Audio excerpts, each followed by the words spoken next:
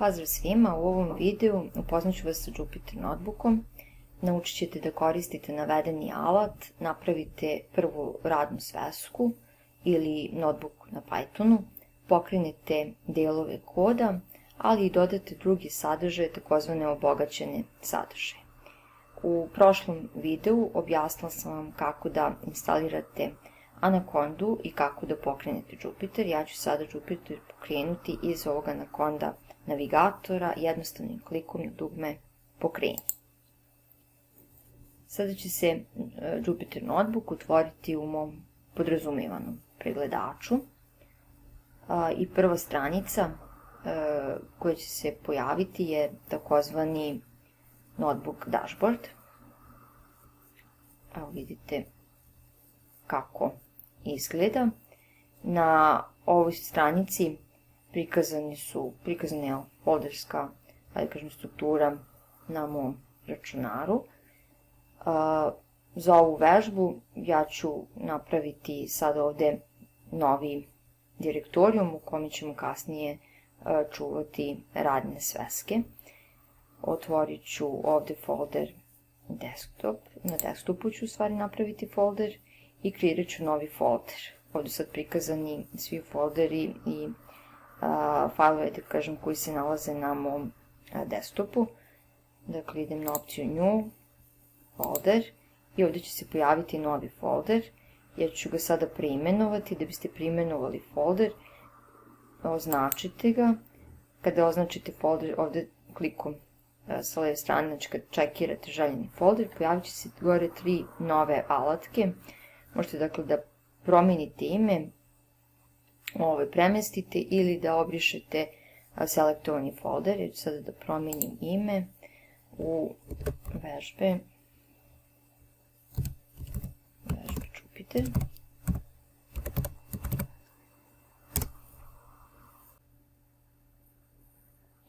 Otvorit ću sada kreirani folder i u njemu napraviti prvu radnu svesku. Da bismo napravili prvu radnu svesku, idemo na dugme New, otvara se ovaj padajući meni, iz kojeg biram Python 3 koji je instaliran na mom računaru. I u novom tabu otvorit će mi se ovakav jedan prikaz, odnosno upravo smo kreirali prvu radnu svesku.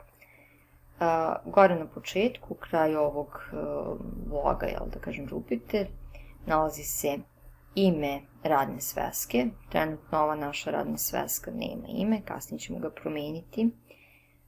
Zatim ispod toga traka menija koja je slična kao i u drugim programima, zatim alatna traka i radni prostor.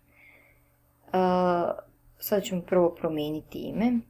Jednostavnim klikom ovde menjamo ime u, recimo, Hello Jupyter.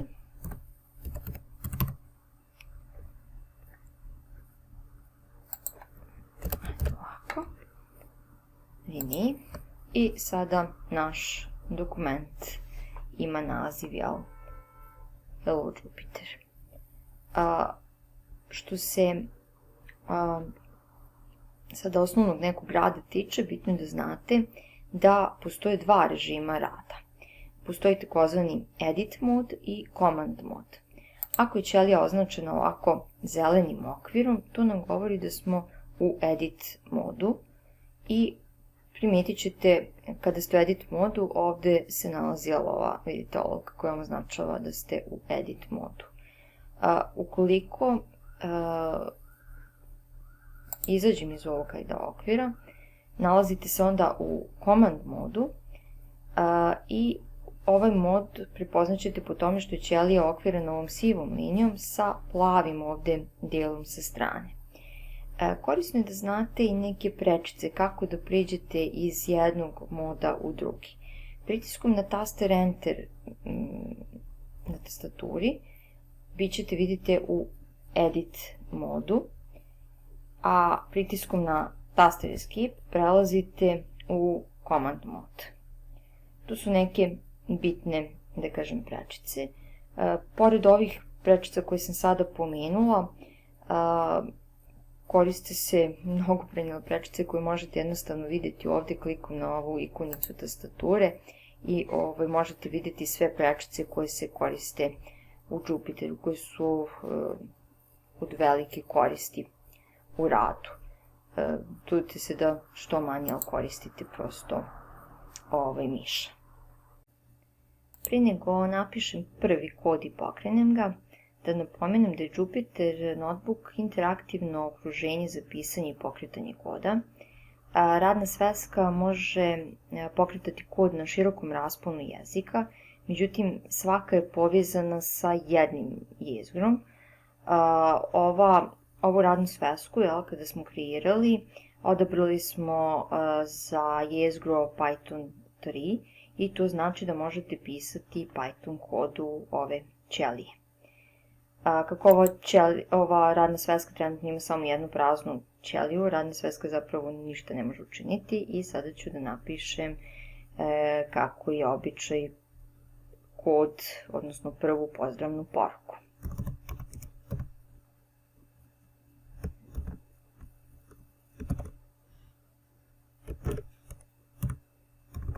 Znači kod sam već poznati Python kod. Dakle, kod pišete ovako u ćeliji. Vidjet ćete kasnije, možete sad ovde da ispod napišete još dodatni kod jednostavno klikom na Enter. U okviru jedne ćelije možete pisati kod u više ćelija. Vidjet ćete kasnije u primjerima. Da biste pokrenuli ovaj kod, možete da kliknete jednostavno na dugme ovde ran iz ove trake sa alatima ili možete da koristite prečice sa tastature Shift i Enter. Kada pokrenem ovaj kod, dobit ću ovaj izlaz. Hello Jupyter. Dakle, vidjeli ste, pisanje koda i pokretanje je jednostavno, dakle, unosite, možete uneti recimo neki matematički izraz i pokrenuti sa Shift Enter, izlazi 7, ili recimo ovako kod u više redova, recimo jednako neki string, otkucamo pozdrav, pa na primjer u sljedećem redu neku poruku ovako, da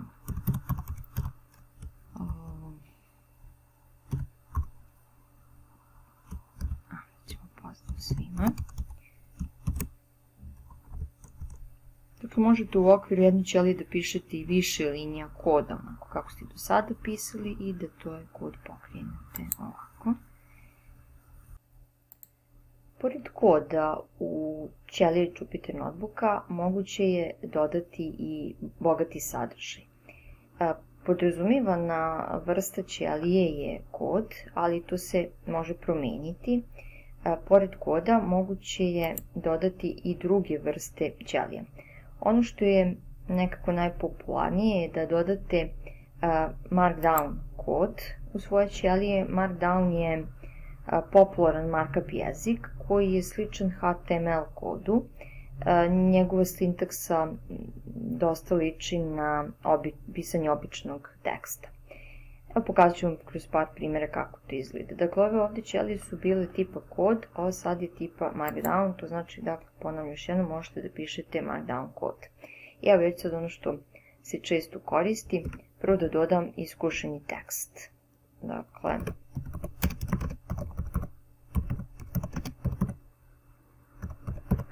da bi vaš tekst bio iskušeni, potrebno je da ga uokvirite, da tako kažem, ovim zvezdicama i ovo će biti, dakle, iskušeni tekst. Ako zatim pišemo običan tekst, ne dodajemo te markere sa strane. Ovo ću sad ovdje napisati običan tekst. Ako želite podebljen tekst, dodat ćete 2 zvezdice. Ovo je podebljen tekst.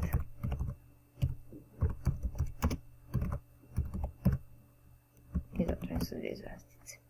Kada pokrenemo ovu ćeliju, kod ovoj ćeliji, desit će se sljedeće. Iskušen tekst, dakle, bit će tekst koji je bio okviren sa po jednom zvezdicom, on je iskošen, ovaj tekst nije bio uokviren, on je običan tekst, i ovaj je bio uokviren sa 2 zvezdice, to je onda podebljan tekst. Ja sam malo prepisala pomoću Enter, tako premestila sam sve u novi red, međutim vidite na izlazu to neće biti tako. Kada pokrenete taj kod, on će biti u jednom redu. Vidjet ćemo sada kako da pišete tekst u više redova, odnosno kako da razdvojite paragrafe. Za prelazak u novi red, 2 puta na kraju prvog reda pritisnete Space, a zatim Enter. A ukoliko želite da razdvojite paragrafe, jednostavno 2 ili više puta pritisnete Enter. Znači ja ću ovde sada ovaj podebljeni tekst da prebacim da bude novi paragraf. Znači 2 puta pritisnete Enter. Kada pokrenemo, tekst će izgledati ovako. Znači ovo je tekst samo napisan u novom redu, a ovo ovde je sada novi paragraf. Sad ću da vam pokažem kako da pišete naslov, odnosno velika zaglavlja. Da biste pisali naslov, samo da prvo priđemo da je tip Ćelije Markdown. Koristimo hashtag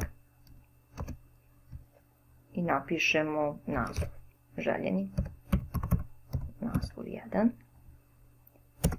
Ako želite, ovo je najveći naslov, ako želite manji naslove, sa 2 ova znaka, naslov 2, manji od ovog 3 znaka, naslov 3 i tako dalje. Samo trenutak, ovdje može da se razvoje, to je to. I tako možete ići do veličine 6 naslova, kako je i u HTML-u bilo sa onim H1 do H6. Pokrenut ću i ovi naslovi sada izgledaju ovako. Ako želite da napravite liste u vašem tekstu, jednostavno možete da napravite uređene ili neuređene liste. Ako koristite uređene liste pomoću crtica, znakova i slično. Ako želite uređene liste, koristit ćete jednostavno brojeve. Evo pokazat ću primjer liste sa crticama. Element 1, zatim ćete koristiti Space Enter, pa element 2,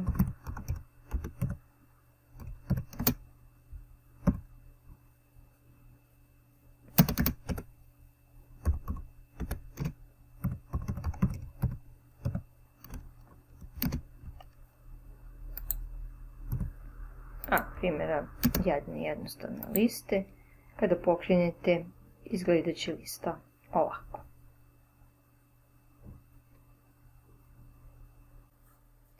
Da ne gubim vreme na kucanju koda, dodala sam ovde još 2 bitna sadržaja koje je moguće dodati u Markdownu. Ostale naravno pogledajte u dokumentaciji na linku koji stoji ispod videa. Dakle, ovo je jedan od načina, recimo, kako možete da dodate sliku. Ovo je slika koja se nalazi na ovom URL-u. Dakle, kad pokrenete ovaj kod, pojavit će vas se u vašoj radnoj svesci ovakva slika. Zatim evo i primjera kako da dodate tabelu, zaglavlja, odnosno uspravnom crtom i ovim crtama jednostavno ograničavate kolone, odnosno redove.